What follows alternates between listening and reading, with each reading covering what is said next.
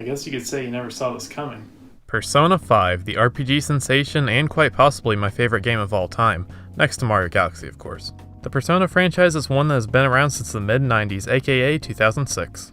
Originally as a spin-off of the Shin Megami Tensei series, the games deal with a variety of themes and concepts, but they all typically revolve around a group of teenagers dealing with some sort of supernatural or fantastical threat that they confront with the use of their personas, the physical manifestations of one's soul used to fight and capture other creatures called shadows. In layman's terms, imagine Pokemon, but instead of Pikachu, you could use male genitalia and a chariot to beat up a devil sitting on a toilet. The Persona series has captured the hearts of many over the years with its compelling characters, complex and relatable themes, amazing music, and overall unique style that not a ton of other franchises have in the genre. I'm gonna come clean for a minute here. I am not a huge fan of RPGs. I don't flat out hate the genre, but out of all the RPGs I own, I've probably only beaten about a third of them. It's just more often than not I'll pick up a new RPG, play it and enjoy it for about 2 hours, throw it onto the shelf with the rest of them, then purchase a new one a couple months later, eternally trapping myself in the loop of the backlog. I feel like I'm like this because in my opinion, RPGs probably have some of the least interesting gameplay mechanics in the entire industry.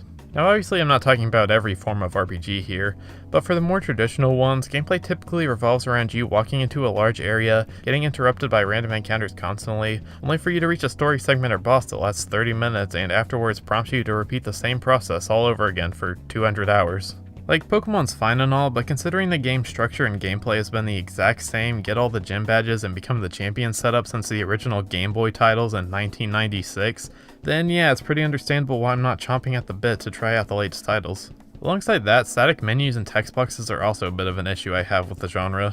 A good UI can go a long way, so having interesting text boxes and menus, aka where you're going to be spending half of your playtime anyway, can really improve a game's overall experience. So in summary, for an RPG to be compelling to me, it either has to A, have gameplay that is interesting and non-repetitive, or B, have interesting menu design that doesn't feel like a chore to figure out where something specifically is. Though obviously a good story, presentation, and music are important factors too, which leads us into how I first discovered the Persona series. The Persona games were something I learned about around 6 years ago, back when I was still in school and all. In 2014, I started to really get into active gaming news and learning about what games were coming out when, primarily for Nintendo consoles. One day when I was watching some videos about upcoming Wii U and 3DS titles, I saw a trailer full of colorful characters and animations for a game called Persona Q Shadow of the Labyrinth. I immediately fell in love with the art style and music present in the trailer, and I quickly went on to Google to figure out what the hell a Persona and a Persona Q was.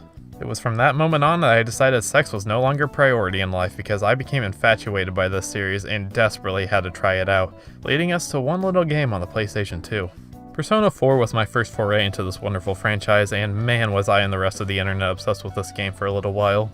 Online communities for this game came up with some amazing jokes and comics, and media like the anime helped to make this game even more accessible as well. Despite my love for P4 though, I never fully beat the game for myself, nor did I ever pick up any other mainline titles. I've never played Persona 3, Persona 1 and 2 don't exist from what I can tell, and I never bought Persona Q despite that being the game that initially sold me on the series. I've dabbled in a few of the spin-offs of Persona 4 like the arena games and the dancing game, but besides those, my Persona experience was fairly limited. However, around 2017, Persona 5 released and it quickly became my newest obsession. Everything about this game looked fantastic, which made it especially more brutal that I didn't have a PS4 for myself to play the damn game. For a while, this was the only game I wanted to get the console for, but about a year or so later, I would finally get a PS4 and a copy of Persona 5 right along with it. Now that was a good Christmas. From there I played it, I loved it, and now here I am about to explain to you why. This is Persona 5. Okay, well I say that, but really we'll be looking at Persona 5 Royal, an enhanced re-release that adds new characters, new songs, new areas, and about 30 hours of new content. It's just easier to look at the definitive edition of something if by and large they're the same game. Also, no spoilers. Okay, cool. Alright, after an amazingly animated intro, we get... Oh, what's this? The story is a work of fiction. Similarity between characters, events, living, dead, or coincident. Dang, that's interesting, but I sure don't care. Anyway, in this game you play as this twunk, commonly referred to as Joker. You have the option to change his name, and he does have a few canonical names, but I'm just going to be sticking with Joker. Joker's your everyday regular Japanese high schooler that one night gets falsely charged with assault, all for stepping in and saving a woman from some drunk guy on the street. As a result, he gets put on probation and is sent away to Tokyo for a full year under the eye of a coffee shop owner named Sojiro Sakura. But all is not as it seems in Tokyo, as a mysterious smartphone app keeps popping up on Joker's phone, and several accidents keep occurring due to people suffering from some sort of mental shutdown. As he begins to rest on his first night in Tokyo, Joker is suddenly transported to the Velvet Room, where he confronts two twin wardens named Caroline and Justine, and the man with the biggest honker you've ever seen, Igor. Igor explains that certain ruin will befall upon Joker unless he receives rehabilitation from the wardens and himself. But before Igor can answer the thousands of questions someone would naturally have in this situation, Joker is awakened and prepares to start his first day as new school, Shujin Academy. On his way to school, Joker runs into this girl, Anta Kamiki, this bitch named Kamoshida, and the best boy that is Ryuji Sakamoto. An catches a ride to school with Kamoshida, who's a gym teacher at Shujin by the way, while Ryuji is too late to prevent it from happening. Ryuji begins to complain about Kamoshida, calling him things like a pervert and a king of a castle. And here's where things get really f***y. Due to the app on Joker's phone, Ryuji and him find that the entire high school has been transformed into a castle, where Kamoshida rules the place with an iron fist and walks around with a cape and pink underpants. What a f***ing monster. This is called a palace, when a person's assorted desires turn into reality in the cognitive world. Basically, Kamoshida believes that the entirety of Shujin Academy is his own personal kingdom. Male students are slaves for his amusement, females are objects of sexual desire, and shadows act as his own personal knights. So naturally that's a big no-no. Joker and Ryuji are quickly captured and are about to be executed by Kamoshida's shadow form, but he's stopped by Joker awakening to his persona Arsene.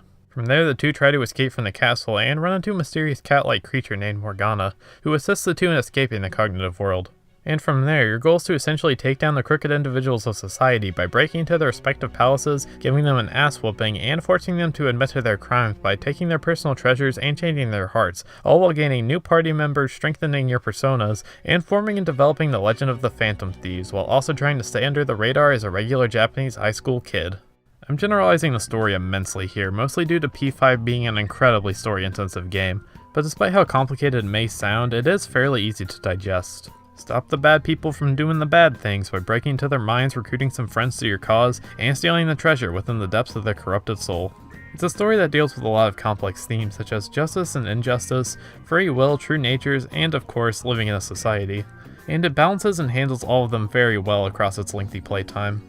One thing I should mention about the story, however, is that despite P5 being the 5th entry in the series, none of the game's plots are tied together, so should you wish to jump in here, you totally can, with only a few small references and callbacks going over your head. Another thing is that this game can get pretty dark at points. Don't let the anime visuals fool you, this game is rated M for a reason. It's pretty intense and may not be for everyone, though the characters never say f**k, so in some ways it doesn't go all the way. Now that's not to say it doesn't have its lighthearted moments, but still, maybe be a little careful if certain subject matters are a little intense for you. At the end of the day, however, Persona 5's story is a plot that has something to say about how we live our lives, and for that, I respect it. Sure, some plot points are a hell of a lot more interesting than others, but overall, the story and characters are really good, and help to push you on in your quest to reform society. So the story of Persona 5 is a pretty good one, but obviously a game has to have good gameplay to actually be a game, and thankfully P5 has that in spades. The game is primarily split into two segments, your regular, common, boring high schooler life, and your sneaky, stylish, shadow-killing Phantom Thief life. The game is structured around a day and night cycle, meaning the game has a certain amount of days until you reach the final boss, and it's all up to you on how you spend your time throughout those days. Most actions will cause time to pass in the game's world, so you're pretty much limited to about 2 activities a day before you gotta go to bed and face tomorrow. Hitting a little close to home there. This means that planning what you want to do and when is pretty crucial, so practicing good time management is important or else you won't see the end of the game. Throwing a wrench into this equation are the palaces, as most palaces will be set on a time limit due to story reasons, requiring you to complete the dungeons before time runs out. So on top of doing things like spending time with friends, working at jobs, seeing movies, or eating giant hamburgers, you have to be aware of your palace progression and make sure you do it before you, die or something. Honestly, my strategy is to try to knock out a palace within the first couple of days of its appearance, as it'll then give you a pretty clear conscience for the rest of its allotted time. But it should be stated that once you clear a palace, you'll then have to decide when to send a calling card to that palace's ruler, in order to trigger a boss fight and actually steal the treasure. If you send the calling card, you will have to beat that palace's boss literally the next day. So if you're perhaps a little under leveled, then maybe go back into the palace and beat up some guys. I don't know, I'm not your dad.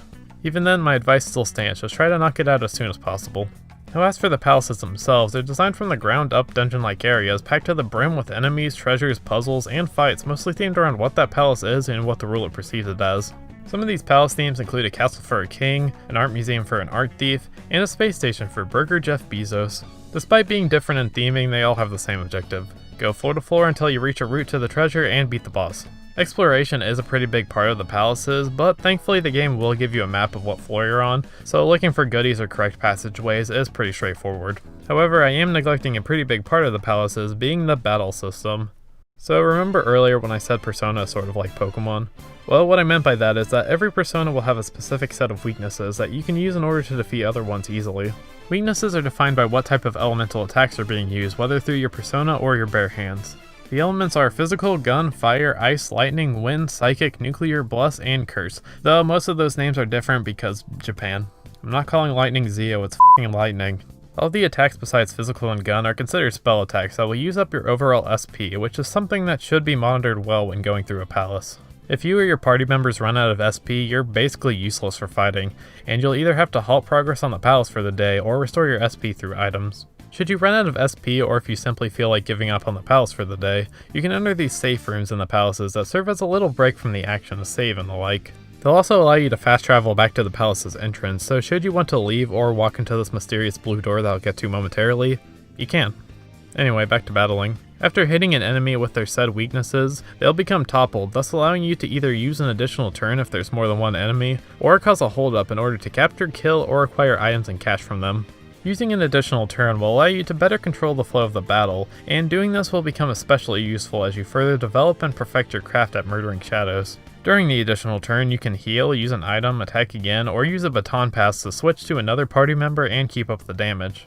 Using baton passes are pretty critical, especially when dealing with a large horde of enemies that may not all share the same set of weaknesses, so pass the baton, watch this animation, and give them hell. By the way, thank God Royal made this more of a standard in battle.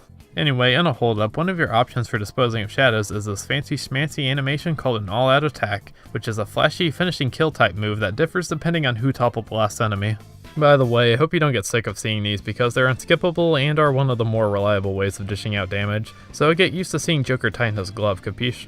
You can acquire cash and items from shadows, which is pretty straightforward. You basically just beg them into giving you stuff and hope that they give you something good, but it's with the capturing personas mechanic that gives this game most of its depth. All personas will have a type of mood that will determine which dialogue choices you should pick in order to obtain them, and if you just so happen to butter them up enough, they'll join your team, thus giving you more artillery to defeat enemies. Now sadly, Joker is the only party member that can hold multiple personas.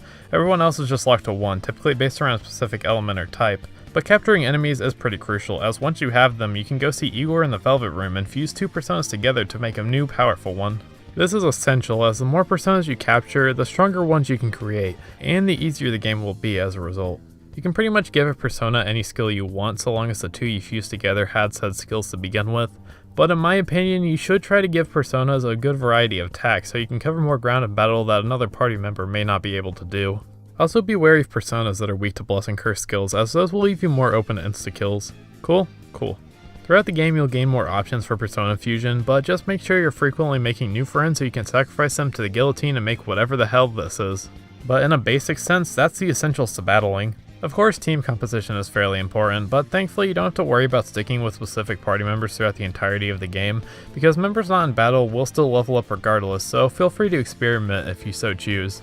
I would suggest having at least one physical skilled focused character like Ryuji and Yusuke though, and obviously having someone that's good with healing like Morgana on and later Makoto is good too. Now that was a lot of talking about battles and the Phantom Thief portions of the game, but the regular boring school life is pretty important as well. Now there's the basic RPG stuff like buying new equipment, weapons, and items, but the main thing you'll want to do here is hang out with other characters in the game's world, because deepening your bond with someone will help raise their confidant level, or social link if you're a purist, which will as a result give you more versatility and options in battling. These can range from improving a specific party member's survivability or general usefulness, allowing you to purchase higher end weapons and items for healing and the like, giving you more dialogue options to capturing personas and getting items easier, or making you the rootinest, tootinest Phantom Thief there is.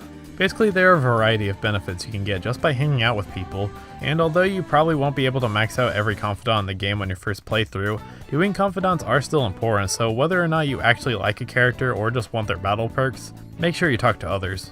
Doing so will also provide some character development for that character's side story, or will allow you to smooch a girl if you're into that, you degenerate piece of shit.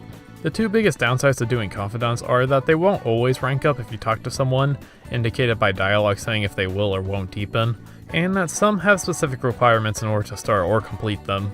Now, some of these are vague, as in they'll just kind of pop up if you're doing something at a specific place at a specific time, but most of them will require you to develop your social stats. You have 5 social stats that can be developed through specific tasks within the world, like the aforementioned eating of giant burgers to raise guts, feeding a plant to raise kindness, studying to raise knowledge, definitely not making any illegal infiltration tools for proficiency, and taking a bath with older men to raise charm among countless other activities. Unlike confidant, stats will always raise unless you suck at playing video games, which as a result creates the real challenge in the school life of balancing your time effectively between activities and friendship. Do you hang out with that certain someone in order to get a new ability that'll save your skin in battle, or do you increase a specific stat in order to initiate someone's confidant later down the line? Ultimately the choice is yours, but it's both of these styles of gameplay that help to give Persona its charm. When you talk to others, you really get to see firsthand how you're getting stronger in battle, which therefore makes the battles become easier, allowing you to progress without much hassle. Even when they're not complementing each other, both gameplay types are great. The game's life sim stuff is fun when you're running around fairly accurate recreations of Tokyo and further developing complex characters, and the game's combat side provides enough options to keep things fresh every time you get into a battle. Sure, if the game was just battling, it probably wouldn't be all too interesting, but I for one find most of the palaces fun to go through despite their length because of their themes, presentation, and the new obstacles that keep the players on their toes. And them being designed like how they are make them a lot more interesting than if they were just, say, randomly generated straight lines with just random enemies spread about. Which leads us to Mementos, and fuck do I hate it. So Mementos is the sort of, not sort of optional thing you can go to after beating the first palace. In the story, it's explained as the cognition of the public masses, or everyone's palace. And here you can explore randomly generated floors to find a loot, gain XP, and complete side missions if you really hate yourself.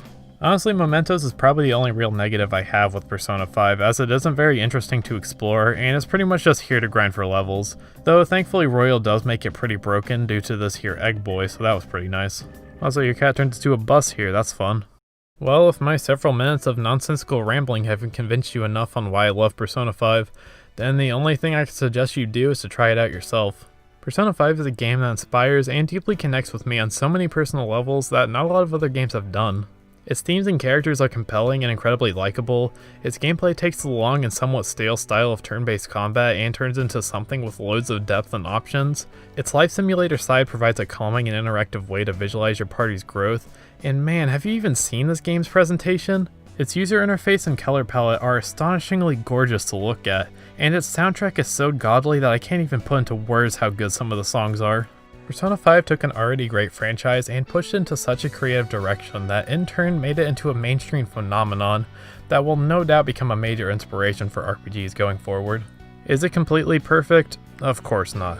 I can probably nitpick so many things about this game to hell and back, but there are a few gaming experiences out there that have asked me for 100 hours of my free time and still made me want to re-experience the whole thing all over again once the credits rolled. I probably barely even scratched the surface on the amount of content in this beast of a game. But all I can say is that Persona 5 is a once-in-a-lifetime experience that may very well steal your heart too, if you give it the time. Well, now since I've evolved from a bodiless hand to a full person, I just wanted to say thanks for making 2020 pretty good for me.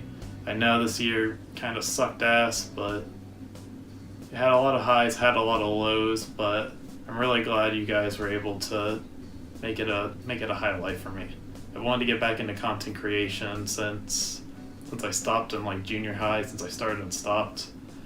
But for someone just starting out, I'm really glad I'm able to do what I want to do. So here's to 2021 being a better year than this one. And here's hoping that we, I don't know, make more stuff. Yeah. See you later.